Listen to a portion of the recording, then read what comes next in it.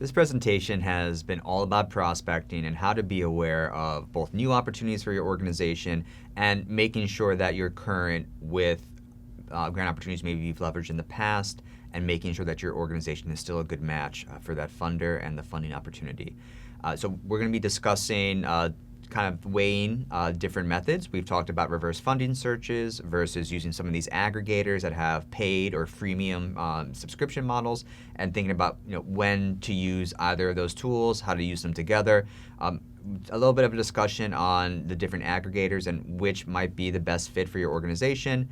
Talking through how you can strengthen this prospecting process through working with other peer organizations just to find more opportunities, maybe expand your network, and then what overall strategies can you employ to maintain prospecting momentum, leading to more and stronger grant applications. So a lot of things to jump into, Asia, but how have you worked on prospecting and finding funding opportunities for your nonprofits? Absolutely. So former clients of mine, what I've seen a lot of has been the reverse funding method as opposed to the aggregator subscriptions. Seen the aggregator subscriptions, but the reverse funding method I've seen be a little bit more successful in my experience, because this is where nonprofits really have the initiative to be able to go in and do searches in terms of what funders have been awarding within their community, while also simultaneously being able to figure out who some of those partners may be that they want to go out on a grant with.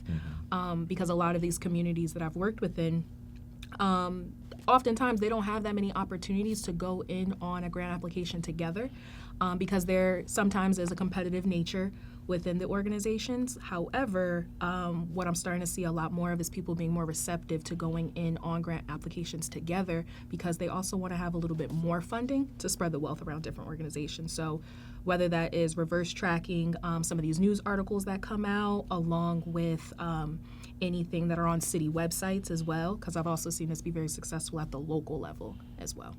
Definitely. I agree. The reverse funding search is a really powerful tool to use, and I like to almost get that scatter shot of using an aggregator just to kind of get see what's out there generally, breaking that down to, as specific as possible to the county, to the municipality that you're operating in.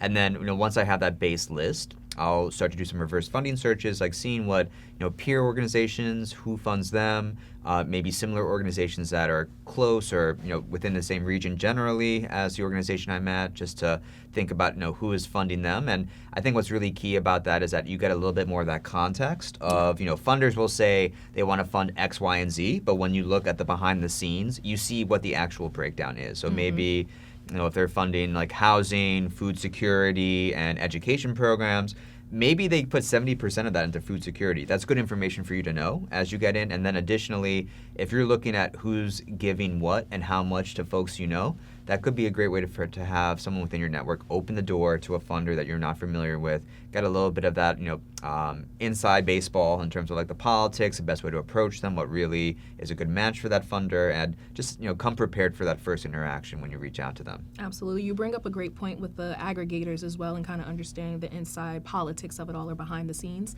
because I think it's super important for nonprofits to also recognize, even though a funder may be giving 70% to one particular aspect, whether that be food insecurity, education, or housing, what are some of those funding gaps that you can identify by way of using the aggregators, as you mentioned, or even those reverse funding searches, so that maybe someone in someone's network can reach out to a funder who's a representative of, the funding entity, and that is your opportunity to take an initiative and say, hey, I see a lot of your funding goes towards these efforts. Yes, our organization works within this field, but we see that you're not giving funding to this particular niche or this specific issue that also is, beneficial for helping the community. Absolutely. And on those aggregators, we talked a little bit about that in the presentation. Yeah. There is no one to rule them all, unfortunately, so it's always going to be a little bit of a smattering of this, that, and the other. Some of the ones that I've used personally include Instrumental, GrantWatch, GrantStation, Foundation Directory Online as part of the Candid service, and some other niche ones as well. And I would say that a lot of this comes down to your personal preference. Some of the aggregators do a really great job of exporting the grants you find into a really easy to follow spreadsheet. But each of them have their own separate strengths, where something like a grant station is broken down by state, so you can really get state specific, versus something like Instrumental, which tries to glom up all these other kind of grant opportunities from other search engines and whatnot. I think it's always great just to supplement whatever aggregator you'd like to use, whether it's using another service or even just using good old-fashioned Google. I find that it's always important to kind of cross-reference, and similar to what we're going to talk about in the AI presentations a little further on this course. A lot of these aggregators, they will get their best kind of guess at when the next cycle is going to be due.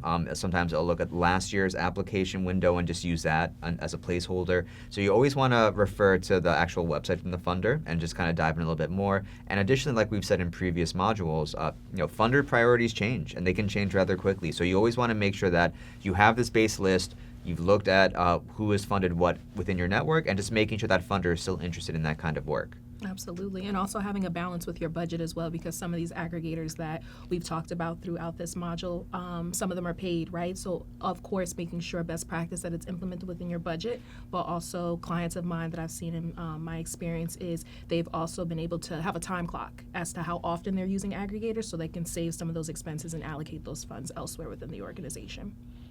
And I think in terms of a strategy, just to supplement all that, we've touched on this with the reverse funder source and how that opens the doors to folks within your network, but networking. So you have the information at your fingertips when you do these funding searches, when you do the reverse funder searches.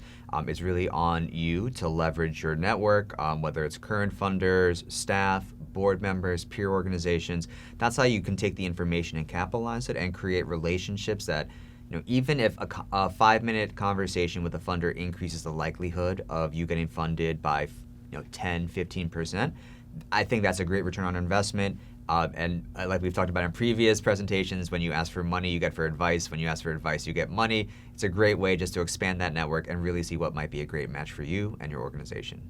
Absolutely. So we look forward to following along with you with more of the next couple slides that we have in this module. So make sure that you're reflecting on all the things that we've talked about throughout this reflection moment.